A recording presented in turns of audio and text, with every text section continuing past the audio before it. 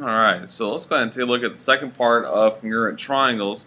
So this is just a continuation from what we talked about on Thursday. Remember, we talked about the four different types of congruency. There's side, side, side, side, angle, side. So let's go ahead and list those out again. So we have side, side, side, side, angle, side, and then today's lesson is going to be looking at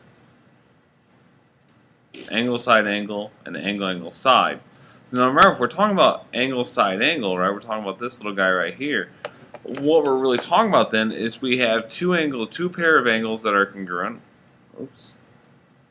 And then we have a side between those. Remember, we call that you guys remember this one? Okay, I'll think about this one again. What do we call that? Call that the included side. Okay, so the included side.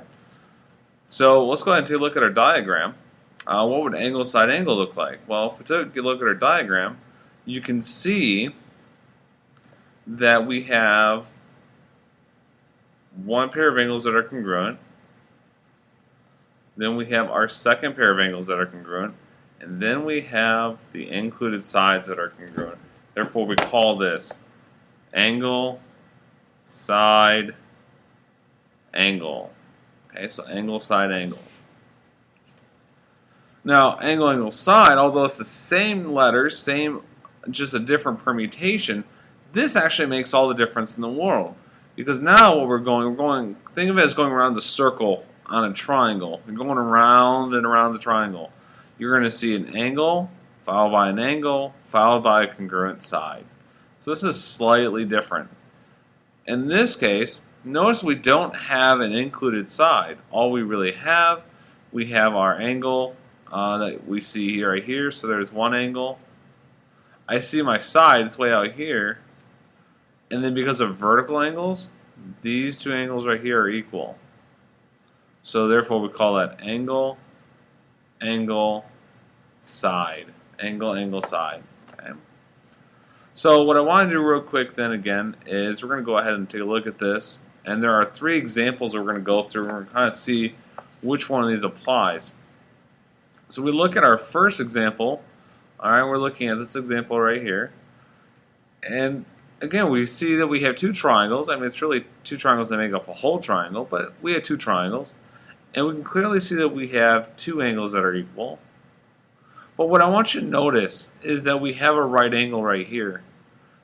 And if this is a straight line, then we also have another right angle. So we have an angle, and then we have a shared side. So which one would that be? That is angle, side, angle. Very good. Alright, and the next example. Again, notice what we have. We have the angle, we have another angle, and then we have that shared side. So what is that again? That's angle, angle, side. Angle, angle, side. Keep doing that. So let's go ahead and erase those changes. So we have angle, angle, side. Now this one over here is a little bit difficult to see, but we'll kind of highlight that here in a little bit. Well, we can zoom in as best we can. Maybe. Let's try that again. There we go. So now I can't really draw on this one, but I want you to follow along. Notice that we have the blue angles down here at the bottom. We have the congruent sides. But we don't really know anything else. But we do know that right here, dead center of both triangles, those are vertical angles. So those are equal. So we have an angle, angle, side. So very good. That's angle, angle, side.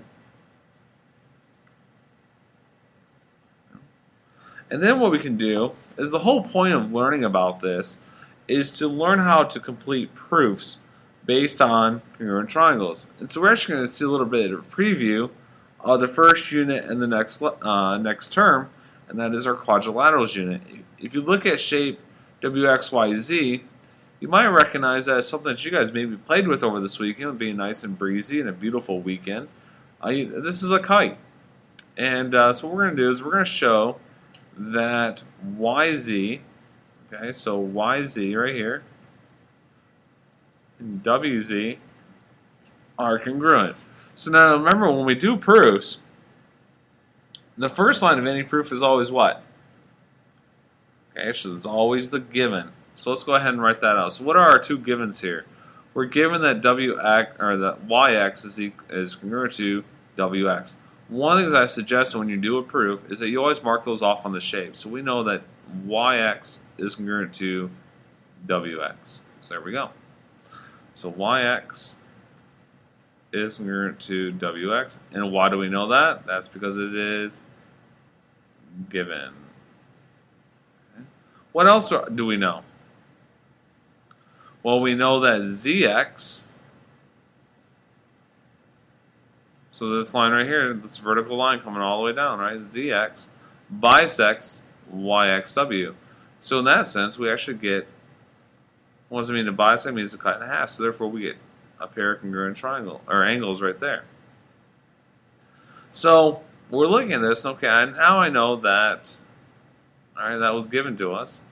So ZX bisects angle YXW. Again, that was given. But now, based on that, what can you tell me about the measure of angle YXZ and angle WXZ?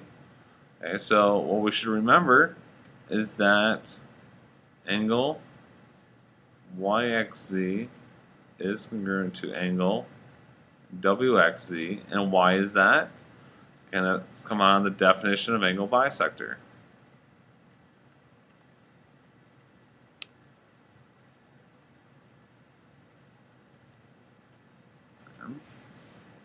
So now we know those. Now, this is the point where you need to start asking yourself a question. What am I trying to prove? I'm trying to prove that these two lines right here are congruent. So now this is where you have to ask yourself, okay, what triangle am I really going to be looking at? And we're actually going to pull in a concept from the last videos called CPCTC. That corresponding parts of congruent triangles are congruent. So in order to do that, we need to show that the two triangles are congruent. But which two triangles? So that's kind of the hard part, is identifying which two triangles that we're talking about. Well, you kind of got to look at this in a lot of perspectives. If you show that this triangle and then this triangle are congruent, which you could do, it doesn't really get you anywhere.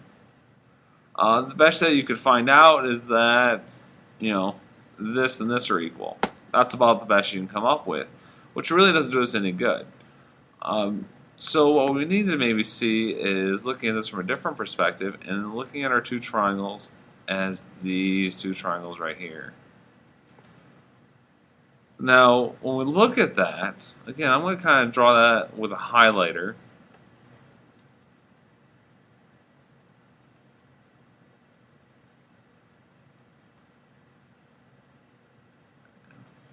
Now let's ask ourselves what we have here. We have a side. Right? We have the side. We have an angle. And what do you notice about XZ? See how that's shared by both triangles? That's a shared side. So therefore what we know is that XZ is congruent to itself.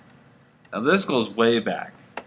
When you have something that's equal to itself, what property of equalities is that? That's the reflexive property. And now we have everything we need. Okay? We have side, angle, side. So therefore the two triangles are congruent by side, angle, side. Okay, so therefore we say that triangle YXZ is congruent to triangle WXZ, and we say that by side, angle, side. Now that the two triangles are congruent, then their corresponding parts must be congruent, and therefore YZ is congruent to WZ. And that's because corresponding parts of congruent triangles are congruent. And that ends our proof.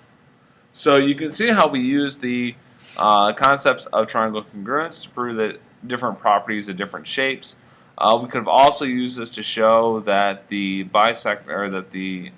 longitudinal diagonal of a kite bisects the shape, as well as bisects the angles. So there's a lot of different things we could show with using this.